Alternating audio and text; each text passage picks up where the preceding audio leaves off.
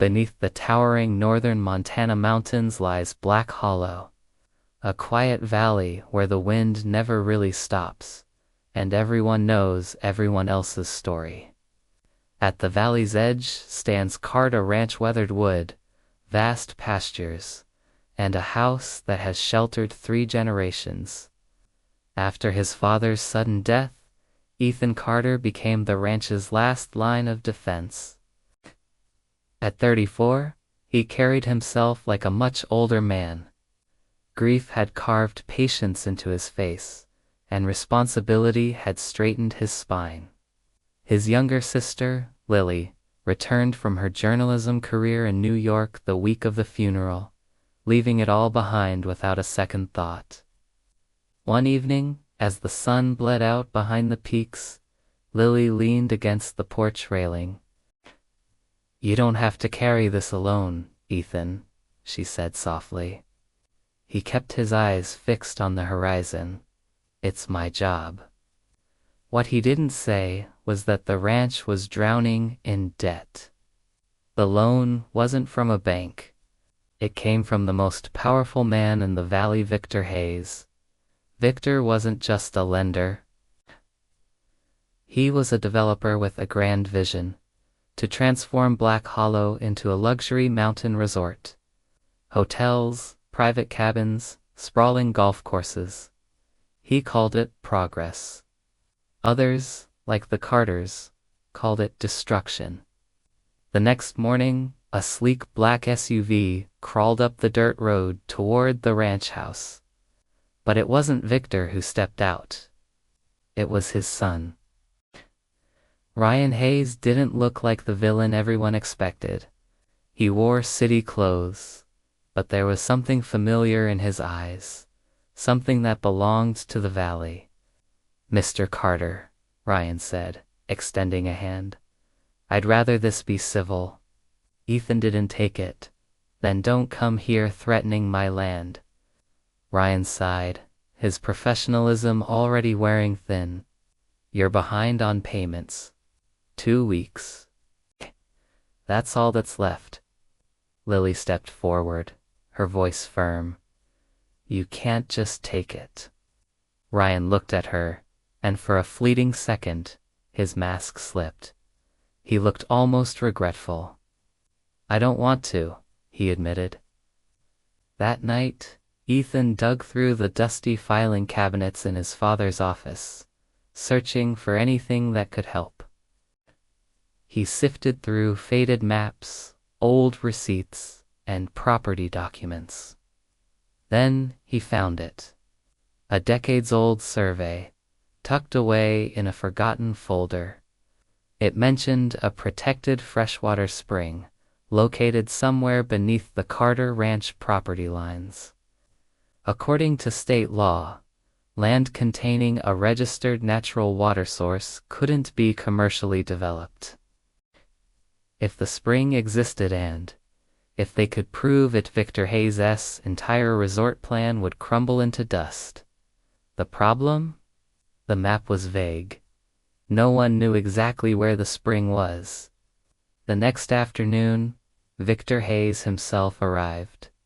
He stepped out of his SUV like he owned the valley already, his presence casting a long shadow over the ranch. "You're running out of time, Ethan," he said, his voice dangerously calm. "Sell now.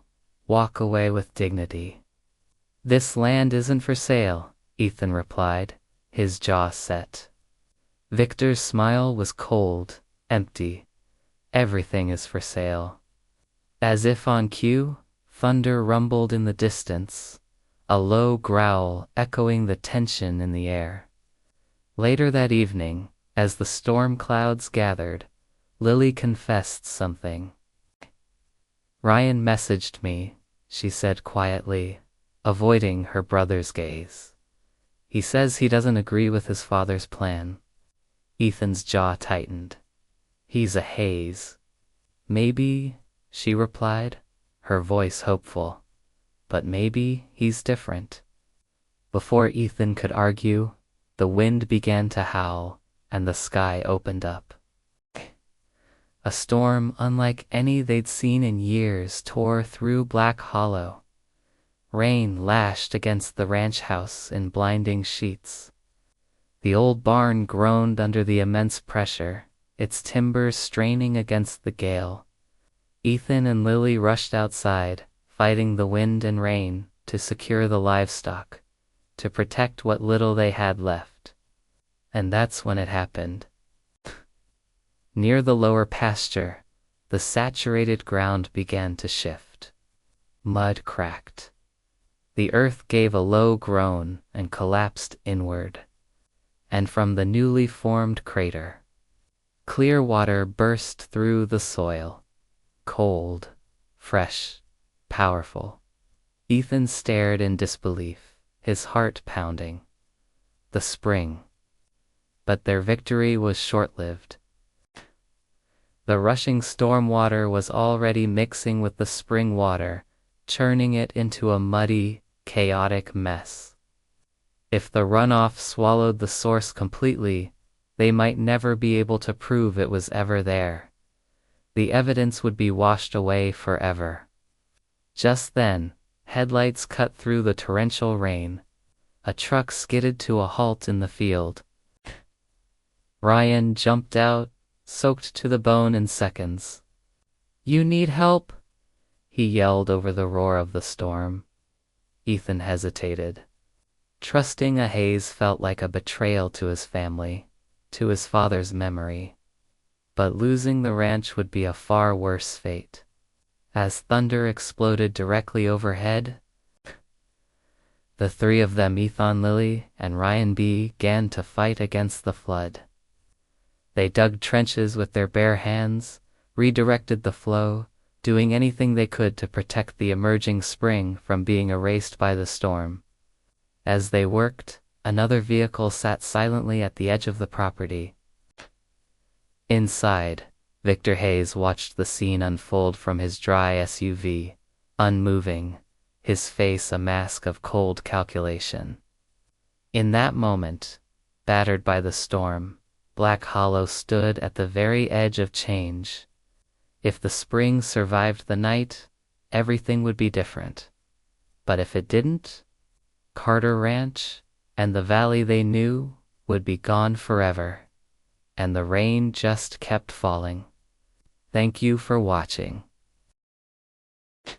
If you enjoyed this story, don't forget to like and subscribe for more content just like this.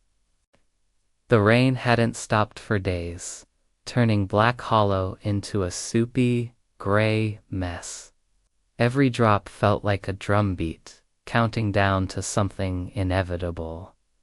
Ethan drove his shovel into the mud, the thick, wet earth sucking at the metal.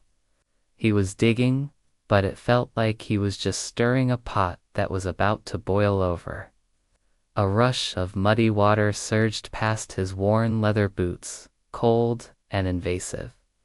It was a losing battle, but he kept digging. Not far away, Lily was a blur of motion against the storm. She dragged heavy sandbags through the driving rain, her small frame straining with the effort. Each one was a brick in a fortress they were desperately trying to build. Ryan, his face a mask of grim determination, braced a broken fence panel against the flow, trying to redirect the water that threatened to wash everything away. The wood groaned under the pressure, a sound almost lost in the chaos. Then the valley shook. Thunder, deep and guttural, rolled through the hollow, rattling their very bones. A flash of lightning bleached the landscape for a split second, and in that stark, white light, they saw it, the spring. Water, impossibly clear, was bubbling up from the earth, pure and untouched by the surrounding filth. It was rising. Ethan froze, shovel halfway to the ground. It was real. All the old stories, all the whispers his grandfather had told him, they were true. This spring was the valley's heart, its lifeblood, and it had been reawakened by the storm. But his awe was cut short by a new roar. Another surge of muddy water, thicker and faster this time, broke from a higher ridge and came barreling straight for them. "Block it." Ryan's voice was a raw shout against the wind. The command snapped Ethan out of his trance. He swung the shovel with renewed purpose, no longer just digging but carving a path, a diversion trench to steer the muddy torrent away from their precious discovery. Lily, seeing his plan, started stacking the sandbags higher, her movements quick and efficient. The rain was blinding now, coming down in solid sheets that blurred the world into a smear of brown and gray. Someone dragged the old metal watering trough from the shed, its rusty bottom scraping against stone with a sound that set Ethan's teeth on edge. Together, they heaved it, wedging it into place like a shield around the base of the spring. The impact was immediate. Water split, a clean division. Half the muddy torrent was diverted, flowing harmlessly down Ethan's new trench. The other half slammed into their makeshift barrier. In the distance, a pair of headlights cut through the gloom. Victor Hayes's SUV. It sat there on the ridge road, a silent, menacing observer. He didn't get out. He didn't offer help. He just waited, watching their struggle, watching them fail. The ground beneath them trembled again, a different kind of tremor this time. The upper ridge, saturated and unstable, began to give way. Mud cracked open like a wound in the earth, a landslide. It wasn't a trickle. It was an avalanche of rock and mud, roaring downward, an unstoppable force of nature aimed right at them. "Move," Ryan screamed, grabbing for Lily. Debris slammed into their barrier with the force of a freight train. The fence panels splintered. One of the sandbags burst, spewing its contents into the flood. The metal trough bent, buckling under the immense pressure. A violent surge of water broke through, aimed directly at the heart of the spring.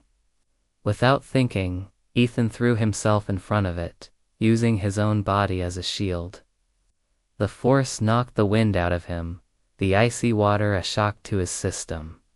He felt a hand grab his collar, and Lily pulled him back just as the main wave of debris hit where he'd been standing. Then, for half a second, there was silence. A strange, hollow quiet after the roaring chaos. Ethan scrambled to his feet, his eyes locked on the spring. It was still there. The flow was thinner, weaker, but it was alive. Clear water still bubbled from the ground. Ryan pressed his shoulder against the bent metal barrier, trying to hold it steady. Blood trickled from a cut on his forehead, mixing with the rain on his face. Ethan saw it. Their eyes met across the maelstrom. No words were needed. There was only understanding, a shared resolve forged in the heart of the storm. They would hold the line. Slowly, almost imperceptibly, the storm began to weaken. The relentless downpour softened to steady drops. The churning mud began to settle. As the first hint of dawn light crept over the ridges of Black Hollow, a new world was revealed. The springs shimmered in the pale gold sunlight, a jewel in a ravaged landscape. On the ridge, the engine of the SUV started. Victor Hayes drove away, never once stepping out of his vehicle. Ethan let out a breath he didn't realize he'd been holding. It felt like the first breath he'd taken all night.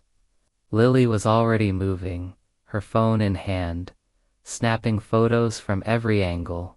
Proof, evidence that this place was sacred. Ryan rinsed the blood from his eyebrow with a handful of clean spring water. You'll need state verification, he said, his voice flat. Ethan studied him, the question burning in his mind. Why did you help us? Ryan hesitated, his gaze drifting over the valley. Because my mother loved this place, he said, the words quiet but heavy with meaning. She grew up here. Lily's expression softened. The wind moved gently now, carrying the cautious chirping of birds returning to the trees. For the first time, hope felt possible. Word spread through the valley faster than the floodwaters had. By mid-morning, pickup trucks started arriving.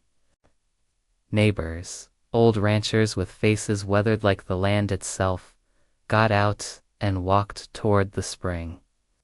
They removed their hats, a sign of respect, as they examined the clear water bubbling from the earth. The blue sky was reflected perfectly on its surface. If this spring is protected, Hayes can't build his resort, one of the old-timers said, his voice gravelly. Ethan nodded. He looked around at the faces surrounding him, at the shared look of awe and determination. For the first time, he wasn't alone in this fight. They were united. Then, another cloud of dust rose from the road, a different kind of vehicle. A county inspector stepped out, his clipboard a stark symbol of bureaucracy in this wild place. And right behind him, stepping out of another pristine black car, was Victor Hayes. His suit was spotless, his expression unreadable. The inspector walked past the gathered crowd and knelt by the spring. He took out a kit, testing the water, running his instruments. Everyone waited in absolute silence, the only sound the gentle gurgle of the spring and the distant call of a hawk. Finally, the inspector stood up. He cleared his throat.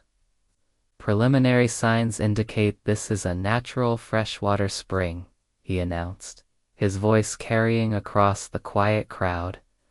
Under county ordinance, all development in this area is suspended pending a full environmental review.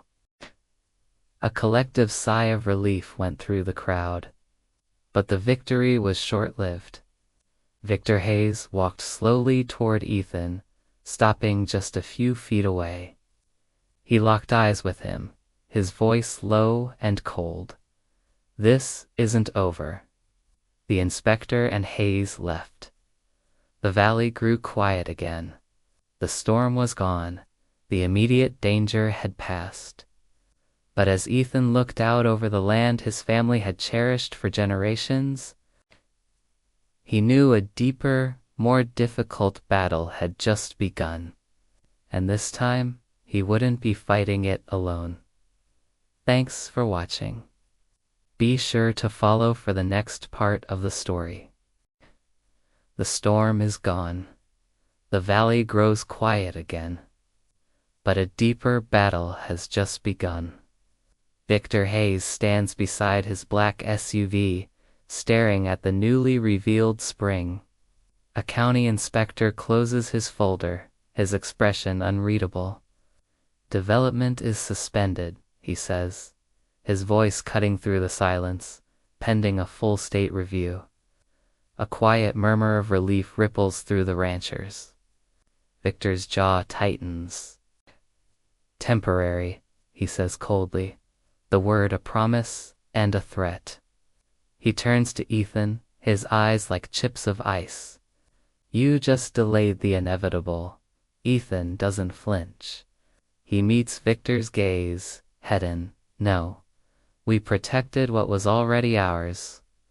Victor gets back in his SUV and drives away, but this time he goes slower, as if memorizing the land he still plans to conquer.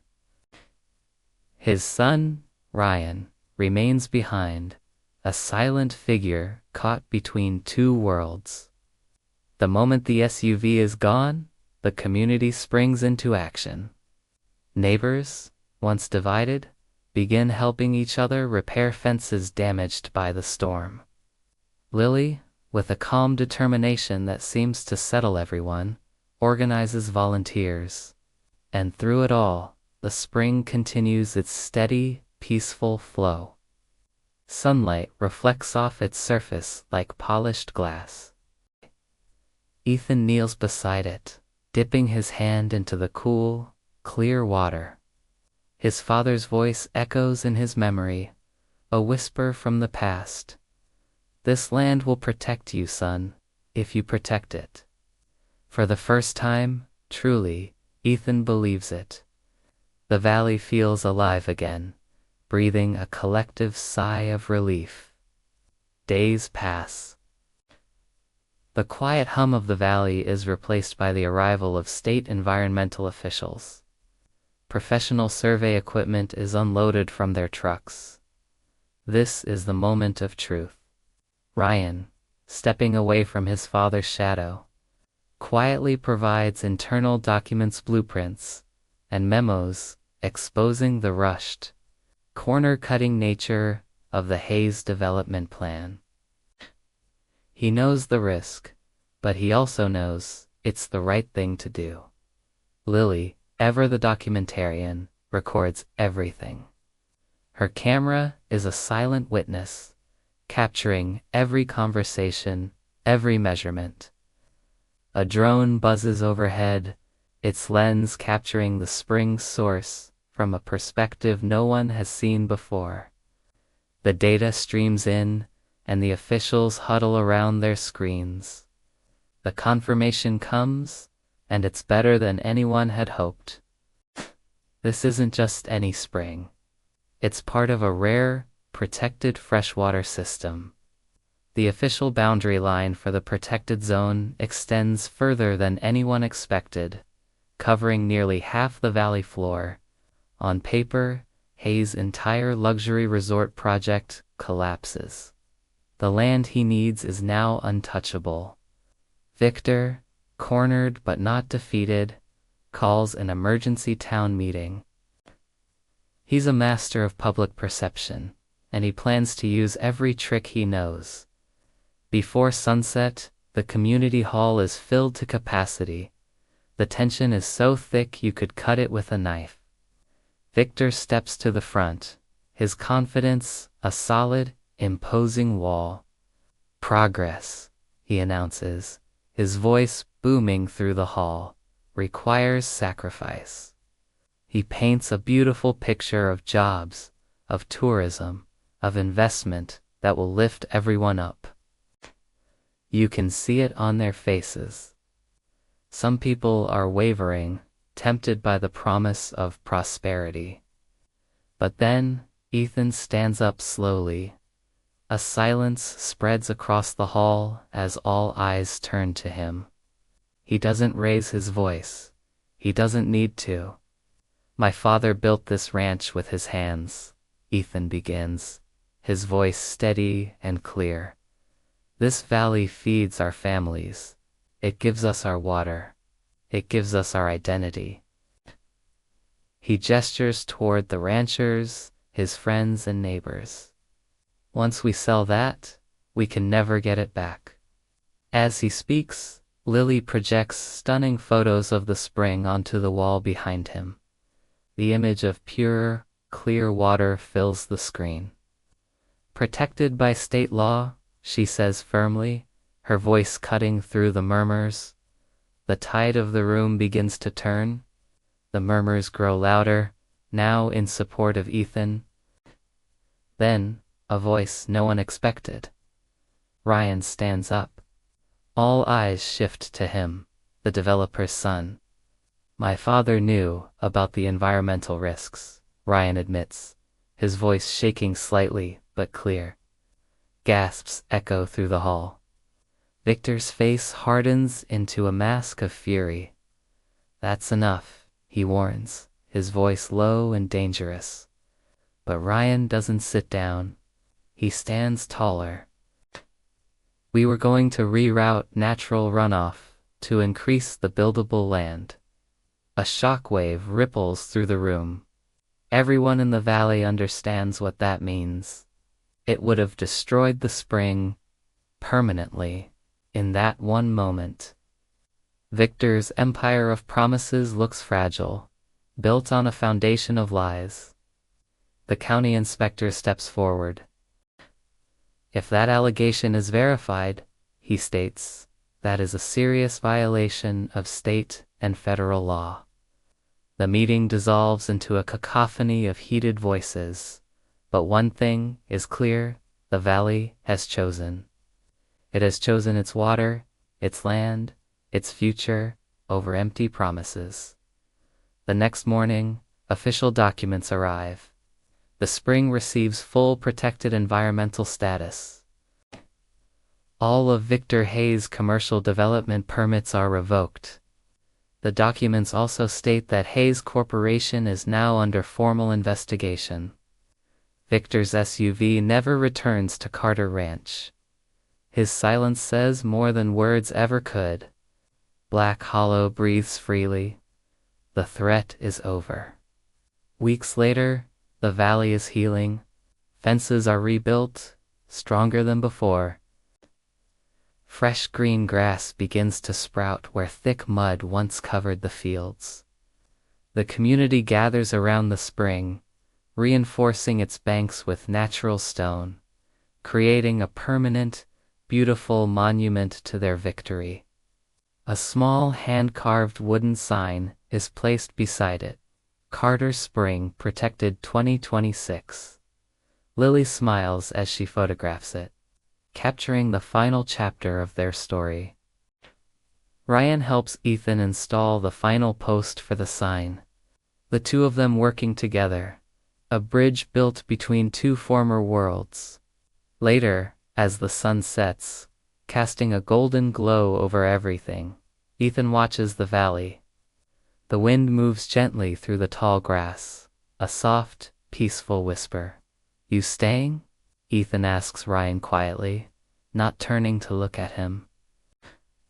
Ryan nods, a small, genuine smile on his face. "If you'll have me." The camera pulls back, showing the golden light flooding the entirety of Black Hollow. The ranch stands stronger than it ever has. Not because one man fought for it, but because a whole valley remembered who it was. And this time, the storm didn't take anything away. It revealed everything. Thank you for watching. If this story moved you, please like and subscribe for more.